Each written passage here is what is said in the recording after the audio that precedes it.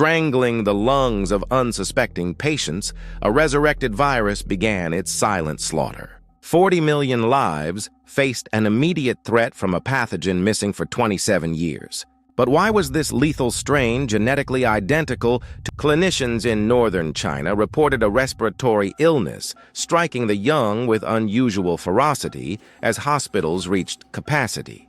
This biological impossibility pointed away from nature and toward a catastrophe. The world was witnessing the return of H1N1, a variant that had essentially disappeared from global. For the older generation, there was a strange, latent immunity. But for those born after 1950, their bodies were a blank slate for an ancient enemy. When molecular pathologists began to sequence the samples, the results were not just surprising, they were scientifically impossible.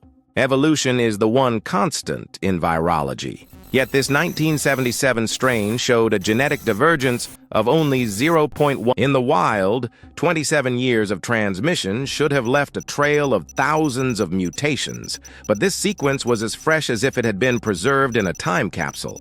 The ordinary lives of townspeople in the chilling winds of Harbin and the industrial centers of the Soviet Union were suddenly entwined with a mystery that suggested the virus it was a ghost in the blood.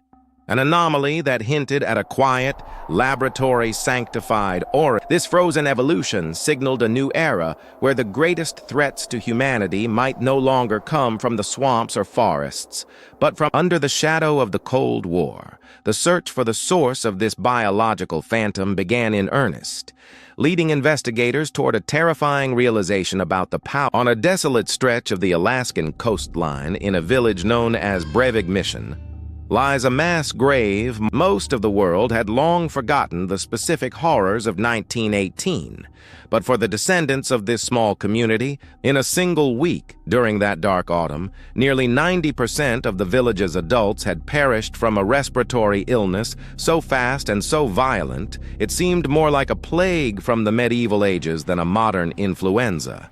When the ground finally froze that winter, it did more than just claim the victims.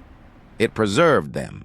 Decades later, a molecular pathologist named Jeffrey Taubenberger and a retired pathologist named Johann Hultin realized that the permafrost might be holding the world's most dangerous secret. They believed that to prevent a future pandemic, they first had to understand the one that had already happened. They needed the virus's genetic code to see why it was so uniquely lethal. In 1997, Hultin returned to the tundra with the village's permission, searching for a biological time capsule.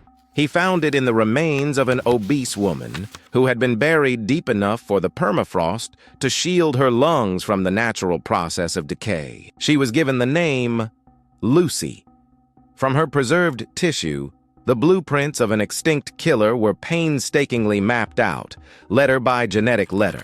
But mapping a code is one thing.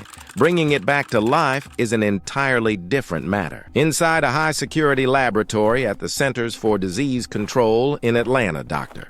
Terrence Tumpy prepared to do the unthinkable. He would use those genetic instructions to rebuild the 1918 virus from scratch. This was not a natural mutation found in the wild.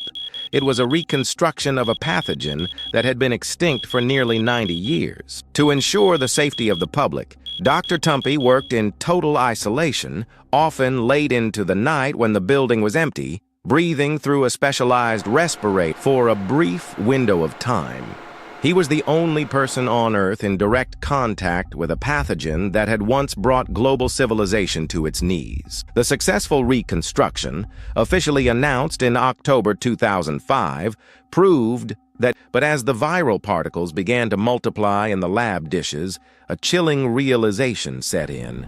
The ultimate weapon of 1918 was no longer a ghost of the past.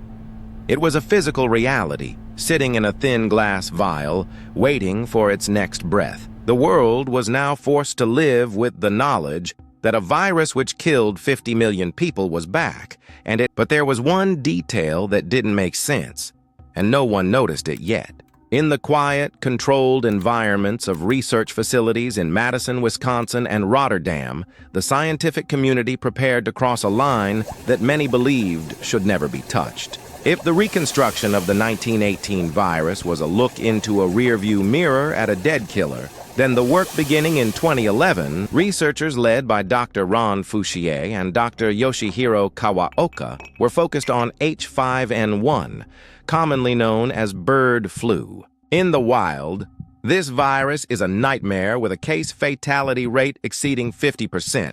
It is a biological predator that, thankfully, has not yet learned how to move easily between human beings.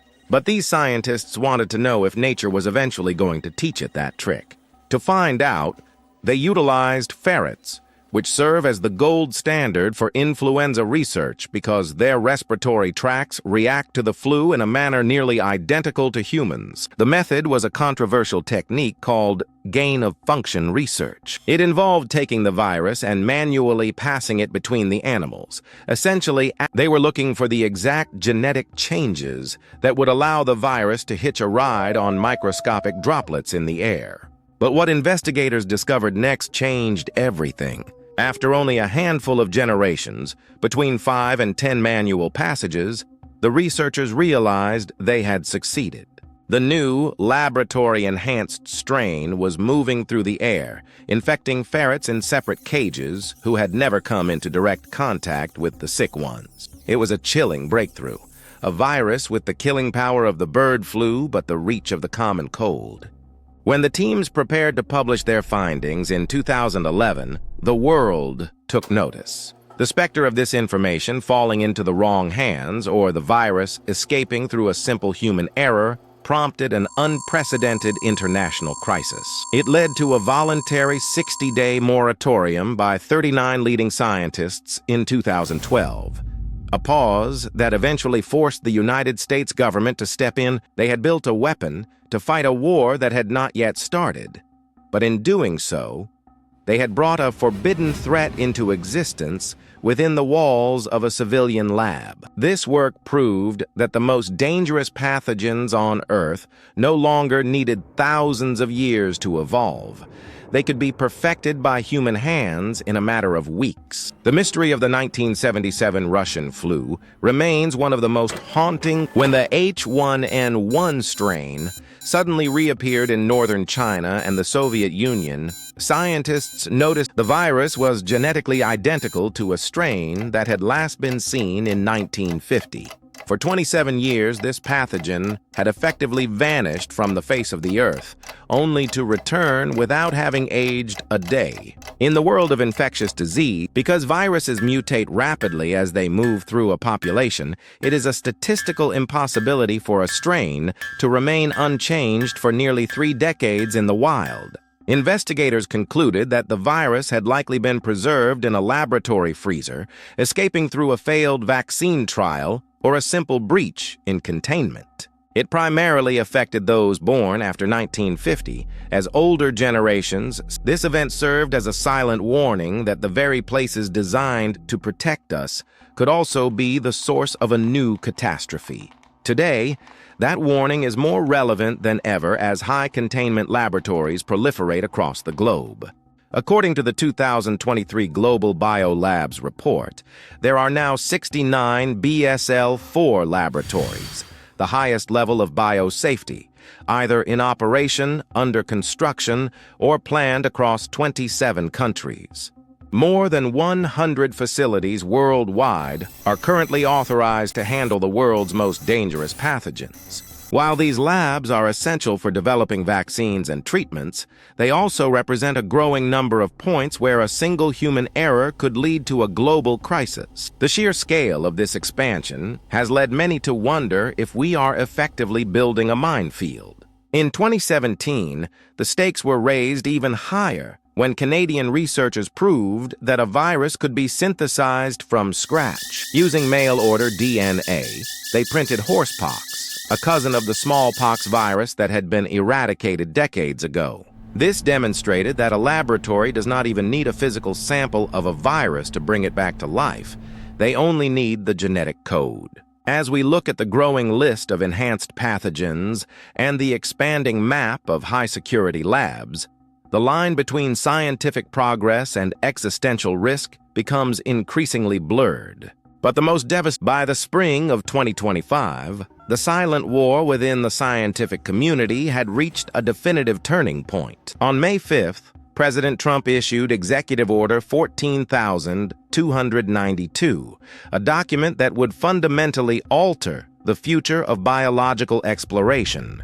This order did not just suggest caution, it enforced it with the weight of the federal government. It targeted dangerous gain-of-function research in countries of concern and placed an immediate pause on similar work within the United States. For decades, the debate over these experiments had remained behind the closed doors of academic journals, but the sudden cessation of funding brought the controversy into the light of public scrutiny. But internal communications from the NIH, released under Notice NOT-OD-25-112, suggested that the risks of a laboratory-associated release were statistically higher than previously admitted by oversight committees, casting a long shadow over the more than 100 facilities worldwide now handling these pathogens. The penalties for non-compliance are now absolute, including the immediate revocation of funding and a 5-year as the Office of Science and Technology Policy races toward a September 2nd,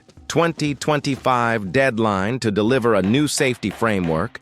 The global scientific community remains. We are forced to consider if the 70 human cases of H5N1 reported in early 2025 were a natural occurrence or a symptom of a much larger systemic vulnerability in how we handle evolving pathogens. This brings us to the final investigative verdict on the era of enhancement research. Are we preventing the next pandemic, or are we the ones with the ability to synthesize extinct viruses now a reality? The decision to halt these experiments may be our last chance to prevent a ghost from the past, like the 1918 flu, from becoming our future.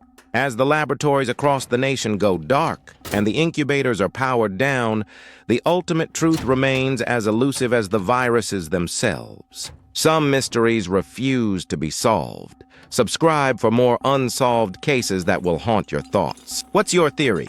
Drop it in the comments.